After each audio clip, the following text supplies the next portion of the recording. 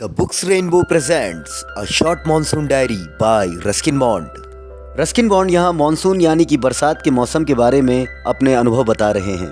प्रकृति के रहस्यमय दृश्य और उनसे मिलने वाली छोटी छोटी खुशियों को रस्किन बॉन्ड ने अपनी डायरी में लिखा है, जिसे वे मानसून की शुरुआत से अंत तक बड़े ही खूबसूरत तरीके से बता रहे हैं।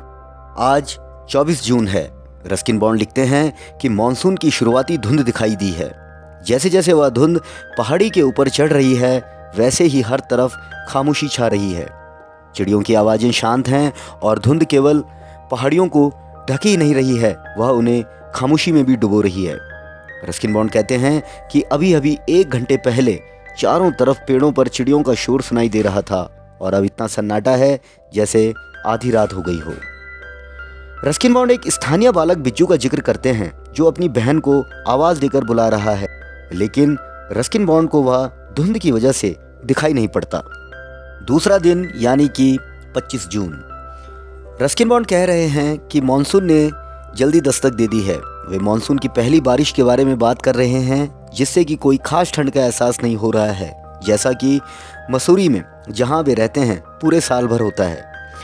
पौधों को भी मानसून की पहली बारिश का पता चल गया है और एक कोबरा लिली का पौधा उन्हें दिखता है जब वे अपने घर से बैंक और पोस्ट ऑफिस जा रहे होते हैं। एक स्कूली छात्र रस्किन बॉन्ड से कहता है कि वे मसूरी हिल स्टेशन को एक सेंटेंस में यानी कि एक वाक्य में डिस्क्राइब करें। रस्किन बॉन्ड उस छात्र को कहते हैं a paradise that might have been, यानी कि एक स्वर्ग जो हो सकता था। अब डायरी में आगे बढ़ते हैं। दिनांक 27 जून। बरसात शुरू हो गई है और बारिश के साथ साथ कुछ जंगली जानवर और कीड़े भी दिखाई देने लगे हैं।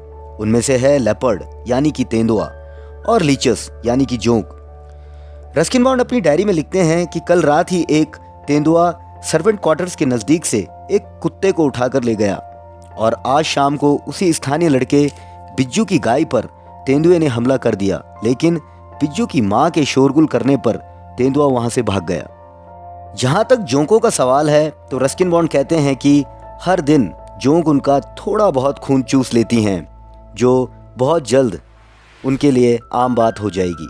रस्किन बॉन्ड लिखते हैं कि बरसात शुरू होने से कुछ और जीव भी दिखाई दे रहे हैं और उनमें से है स्कारलेट मिनिवेट्स बर्ड्स, जो पत्तों के पीछे चुपचाप छिप जाती हैं, लेकिन वे इतनी चमकदार पीले रंग की होती हैं कि आसानी से दिख जाती हैं। एक और बर्ड जिसका नाम ड्रोंगो है, वो मिनिवेट्स को वहाँ से डराकर भगा देती हैं। वे लिखते हैं पेड़ों पर बेलें बड़ी तेजी से ऊपर की ओर बढ़ रही हैं और पेड़ से कीड़ों को नीचे बिखेर रही हैं। बरसात के मौसम में कीड़े खाने वाली चिड़ियों को खाने की कोई कमी नहीं है।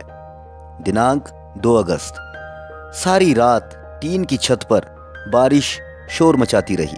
ना कोई तूफान, ना बादलों की गड़गड़ाहट, बस बारिश।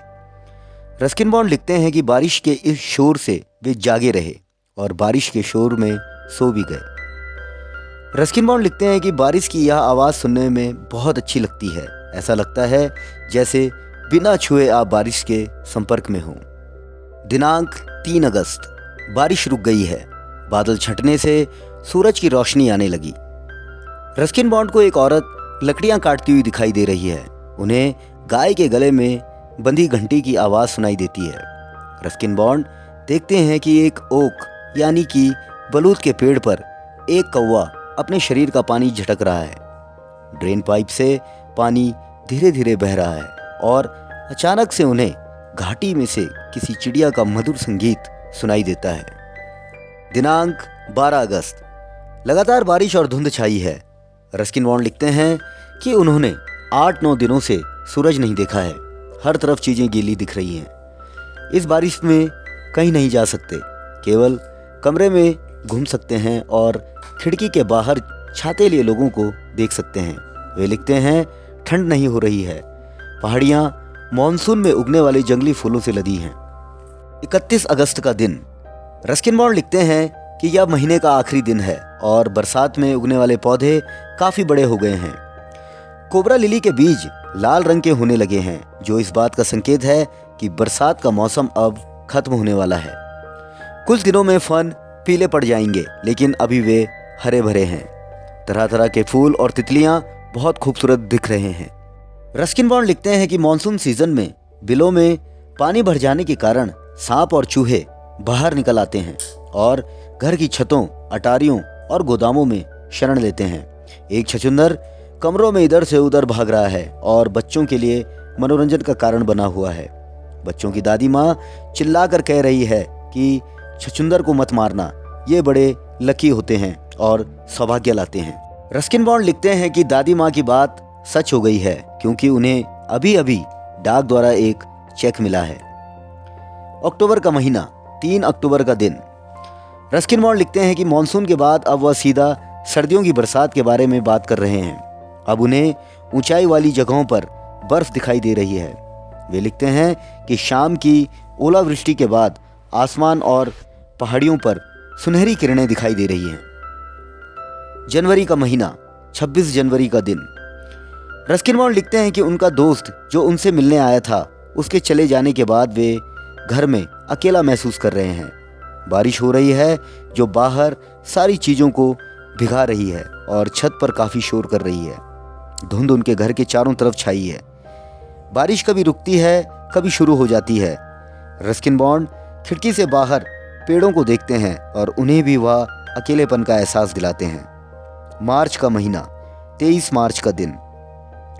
मसूरी के ऊपर काले बादल छाए हैं। 1 घंटे तक जमकर ओलावृष्टि यानी कि ओले गिरते हैं। उसके बाद आसमान साफ हो जाता है। रस्किन बॉन्ड कहते हैं कि इस समय जब वे डायरी लिख रहे हैं, तब वे आसमान में एक इंद्रधनुष बनता देख रहे हैं। तो दोस्तों, ये थी रस्किन बॉन्ड द्वारा लिखी a short monsoon diary. Ruskin bond की और कहानियाँ भी आपको आगे सुनने को मिलेंगी। चैनल को लाइक कीजिए, शेयर कीजिए, सब्सक्राइब कीजिए। Thank you.